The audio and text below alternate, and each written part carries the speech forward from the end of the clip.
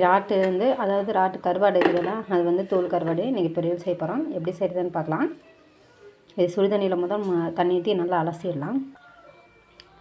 சுடுதண்ணிக்குள்ளே போட்டு அலசிடலாம். நான் ஏற்கனவே ஆல்ரெடி காய வச்சு எடுத்து வச்சுருந்தேன். இது ரொம்ப நேரம் இது பண்ண தேவையில்லை. நல்லா சுத்தமாக தான் இருக்குது. ஆனால் ஒரு தடவை நம்ம சுடுதண்ணி ஊற்றி நல்லா அலசி எடுத்து வச்சுக்குவோம்.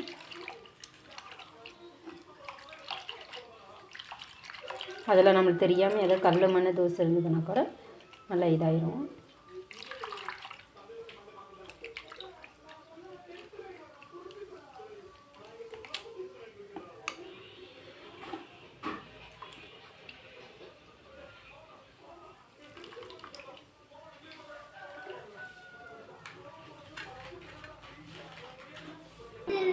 அடுப்பில் ஒரு கடையை வச்சு தண்ணி ஊற்றிட்டேன். நம்ம சுத்தம் பண்ணி எடுத்து வச்ச ராட்டு, குட்டி ராட்டு.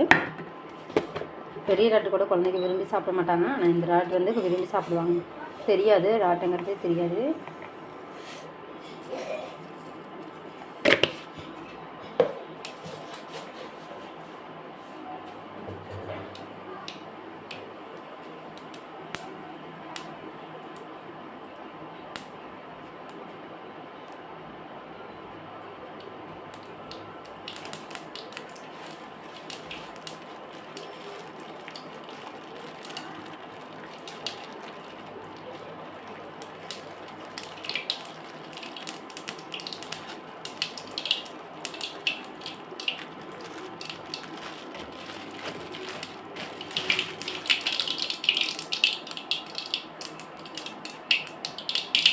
கடலைப்பருப்பு ஒரு ஸ்பூன் போடலாம்.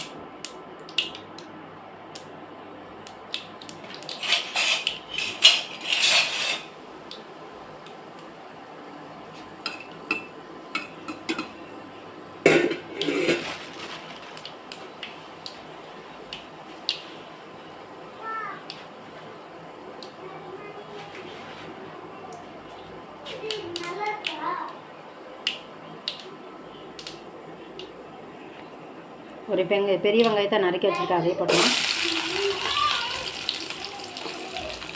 கடலைப்பருப்பு வந்து லைட்டாக நிறம் மாறினா போதும். ரொம்ப நிறம் மாறினா கொஞ்சம் கருகுன மாதிரி இருக்கும். அதனால் நான் எப்போவுமே எங்கள் வீட்டில் இப்படி தான் பண்ணுவேன். கருவேப்பிலை ஒரு கொத்து, ஒரு வரமிளகா.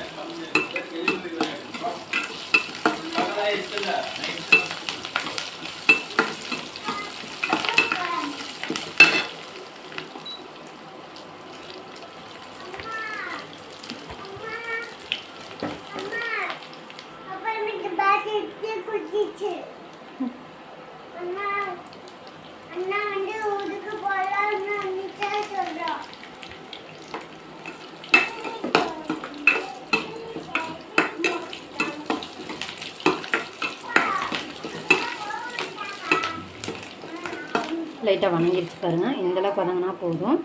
இன்னும் நம்ம தக்காளி போட்டுடலாம். நான் ஒரு பெரிய தக்காளி அதை கட் பண்ணி வச்சுருக்கேன்.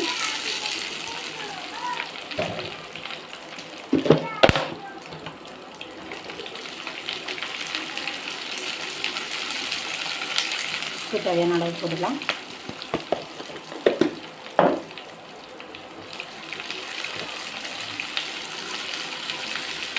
மஞ்சத்தூள் 3/4 ஸ்பூன்.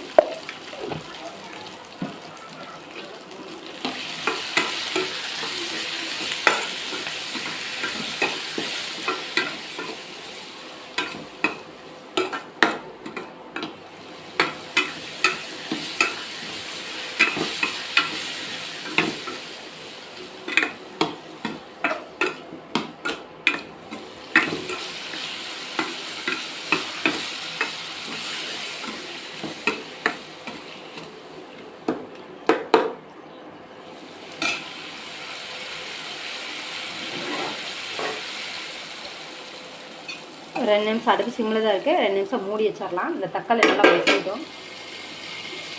தக்காளி நல்லா மசிக்கிட்டு பார்க்கலாம். சரிங்க, தக்காளி நல்லா மசிஞ்சிருக்கு. பாருங்கள் தக்காளி நல்லா மசிஞ்சிருச்சு. நம்ம கருவாடை போடலாம்.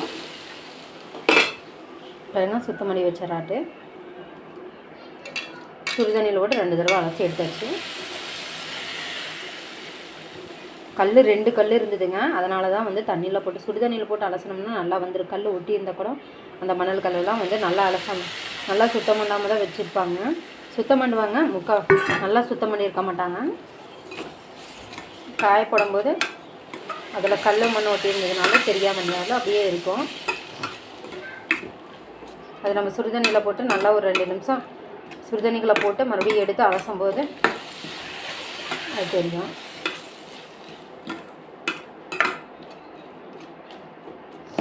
தண்ணி லைட்டாக தெளித்து இது வேக விட்டுருவோம்.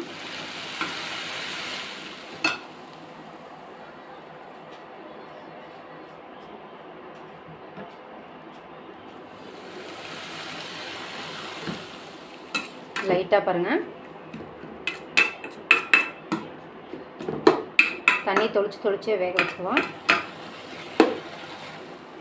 இந்த கருவாடு வந்து நல்லா தெரியணும்.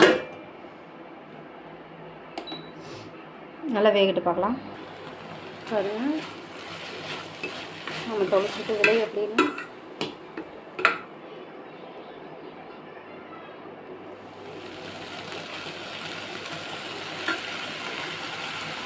லைட்டாக இன்னும் கொஞ்சம் தண்ணி தெளிச்சு விட்டு நல்லா வேகலாம்.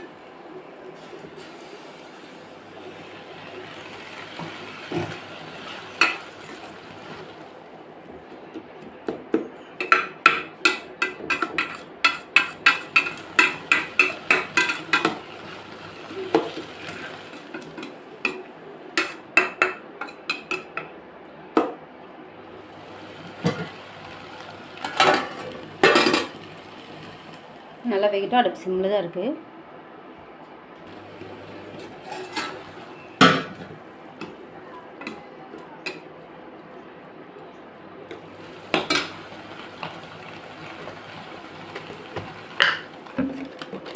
இதெல்லாம் மல்லித்தூள் கொஞ்சம் போட்டுக்கலாம். 1/4 ஸ்பூன் மல்லித்தூள்,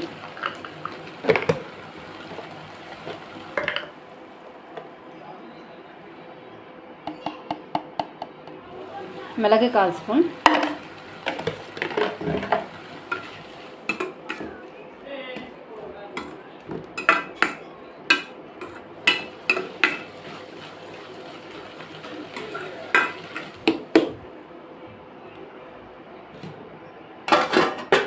பெருங்காய்க்கு வட்டி இருக்குது, அதை போய் நான் இடிச்சிட்டு வந்துடுறேன்.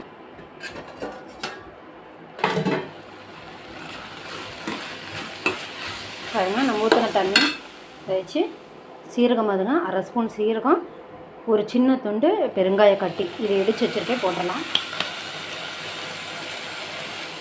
நீங்கள் பூண்டு வேணுன்னா சேர்த்துக்கலாம். நான் பூண்டு சேர்த்தலை. பூண்டு சேர்த்தாமையே நல்லாயிருக்கும்.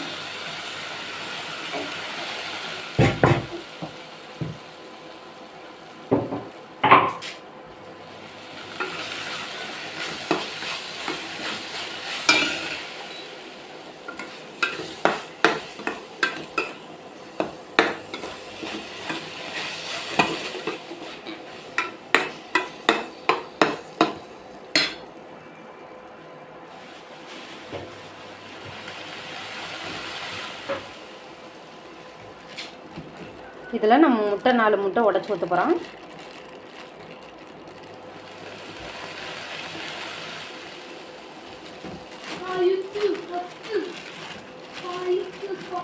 முட்டை 4 வச்சுருக்கேன், உடச்சி ஊற்றிடலாம்.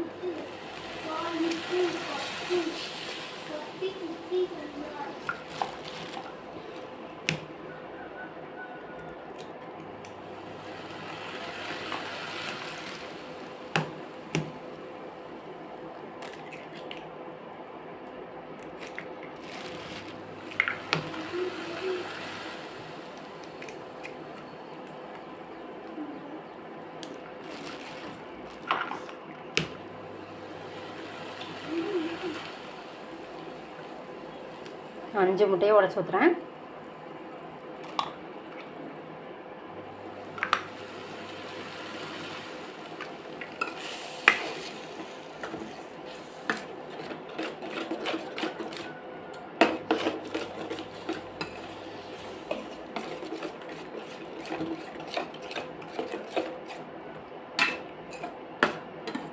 இப்படியும் பண்ணலாம், இல்லை தனியாக வந்து பண்ணுறதுனாலும் தனியாக முட்டை மிளகுத்தூள் உப்பு போட்டு நல்லா மிக்ஸ் பண்ணிட்டு பண்ணலாம். நான் இதுலேயே உப்பு எல்லாம் இப்போ சேர்த்திக்கிறனால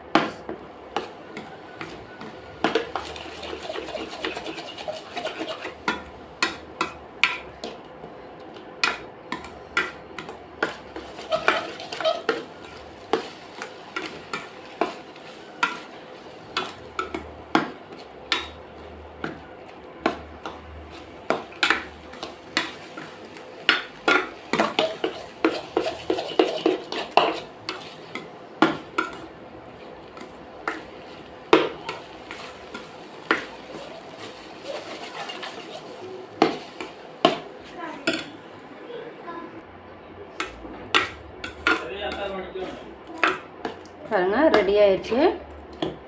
பாருங்கள் ரெடி ஆயிடுச்சு ராட்டு பொரியல்.